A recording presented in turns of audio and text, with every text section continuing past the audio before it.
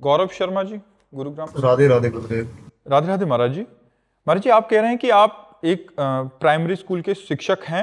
महाराज जी, आजकल बच्चों को उनके भले के लिए टोकते हैं तो अपमानजनक व्यवहार करने लग जाते हैं, माता पिता भी।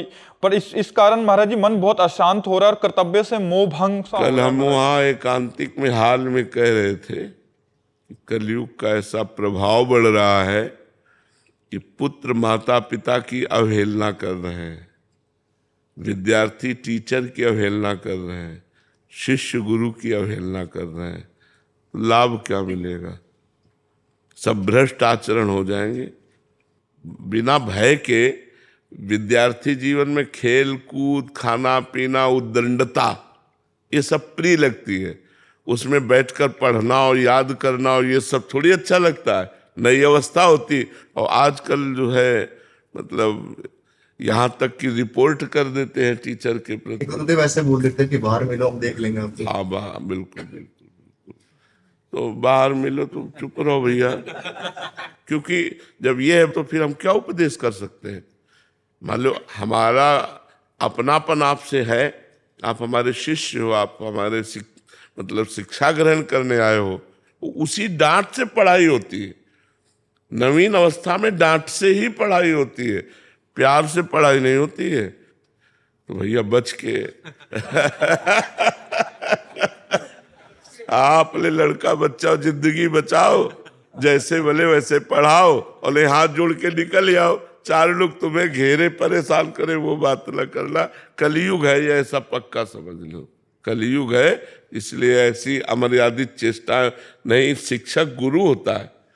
हम लोग जब अपने स्कूल जाते थे तो हर शिक्षक के चरण छूते थे, ये शिक्षा दी गई थी, हाथ जोड़ करके चरण छू करके ऐसे। तो अब तो इसीलिए शांत रहो, जितना अवसर देखो उतना पढ़ा दो, फिर इसके बाद छोड़ दो भगवान के ऊपर कि तुम जो कर्म करोगे भोगोगे। अब डांट के बिना तो पढ़ाई नहीं होती है, तो पक्की बात है। शासन होना अति अनिवार्य है। अगर शासन नहीं होगा तो सब बिगड़ जाएगा। शासन होना अति अनिवार्य है, चाहे जिस डिपार्टमेंट में हो, शासन काम करता है। अगर अनुशासित नहीं है नीचे वाले तो फिर कार्य कैसे बनेगा?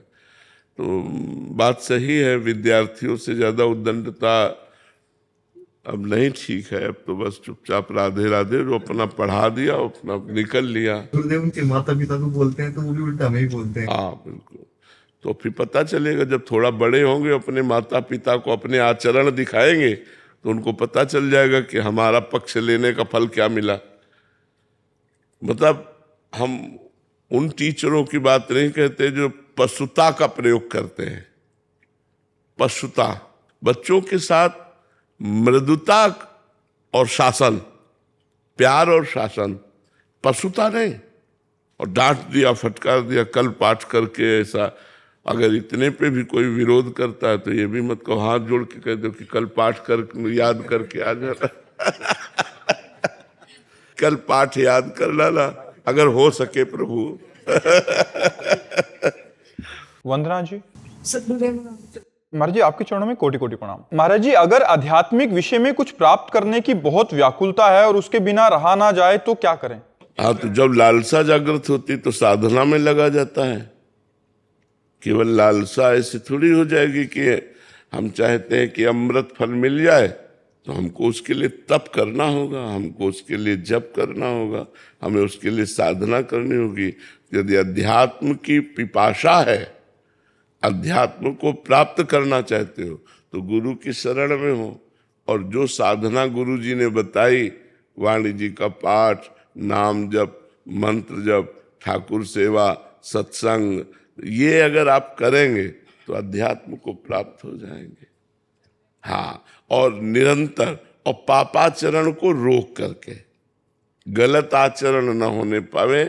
अध्यात्मवान के द्वारा पापाचरण नहीं होता। पापाचरण भी करें और भक्ति भी करें तो उसे पाखंड कहते हैं, उसे पाखंड कहते हैं, उसे दंभ कहते हैं।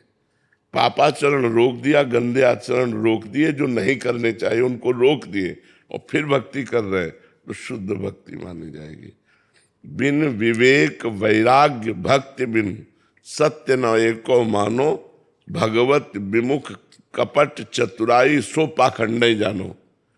एक लाइन, अगर हम भक्त हैं तो गलत आचरणों का त्याग करके भगवान के मार्ग में। तो देखो, अगर भगवान के मार्ग में कछुआ की चाल भी चलो धीरे धीरे ना, पहुंच जाओगे। क्योंकि आप एक कदम चलोगे तो भगवान एक कदम आपकी तरफ चलेंगे। हमारा एक कदम बहुत छोटा है, भगवान का कदम बहुत बड़ा है, तो दूरियां खत्म होती चली जाएंगी। अगर हम भगवान की तरफ खरगोश की चाल से चले और मनोरंजन करने लगे। स्कूल में एक बार पढ़ा था, किसी क्लास में 2-4 कक्षा में होगा, हमने पढ़ा था, तो कछुआ चला और हिरन दौड़ा, हिरन या खरगोश, जो भी, खरगोश, वो दौड़ा। अब उसकी तो बहुत दौड़ है, उसने सोचा कि कछुआ क्या है, हम थोड़ी देर आराम कर लेते हैं। आराम करने में लग गए, वो सो गया, कछुआ पहुंच गया। तो जैसे हम खूब भक्ति की और मनोरंजन में लग गए, भोगों में लग गए कि यार भक्ति तो कर ही रहे, 1 घंटा थोड़ा, तो वो खरगोश वाली दशा है। एक एक कदम चलो, जमा जमा के चलो, गलत बातों को छोड़कर चलो, मनोरंजन मत करो, तो आप पहुंच जाओगे भगवान के पास। प्रायः गलती यही हो जाती है कि जब हम भजन करते तो लगता है भगवान तो मिल ही जाएंगे, ये भोग आया, भोग लेते हैं, मनोरंजन कर लेते हैं, थोड़ी देर तो मनोरंजन कर ही लेते हैं यार, दिन भर भजन में लगे। वो थोड़ी देर का मनोरंजन का बल पाकर मन आपको परास्त कर देगा। मन को धीरे धीरे वश में किया जाता है, धीरे धीरे इंद्रियों को विषयों से हटा करके भगवान में लगाते हुए, और जितना हटा लिया फिर उस पर बिल्कुल ब्रेक मार देते हैं, बैक तो गाड़ी जाने ना पावे। ऐसी ब्रेक मारनी चाहिए कि बैक तो पीछे जाने ना पावे, आगे की तरफ खस के हमारी गाड़ी आगे तरफ चले, पीछे ना जाए। अब हम भजन भी कर रहे, गंदे आचरण भी कर रहे, तो फिर अध्यात्मवान नहीं हो सकते।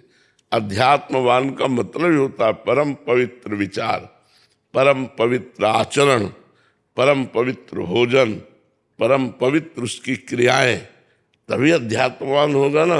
अब गंदा खान पान, गंदा आचरण, गंदा व्यवहार, और अध्यात्मवान तो वो केवल ढोंग है, अध्यात्मवान का अध्यात्मवान नहीं है।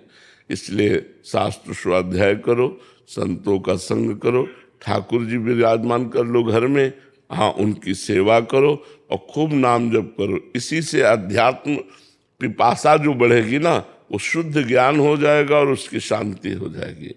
ज्ञानम लब्ध्वा परम शांति मचिरेणादि गच्छति। जब ज्ञान की प्राप्ति हो जाती है तो शांत हृदय हो जाता है, फिर इधर उधर नहीं, चंचलता खत्म हो जाती है, हृदय शांत होकर भगवान में लग जाता है।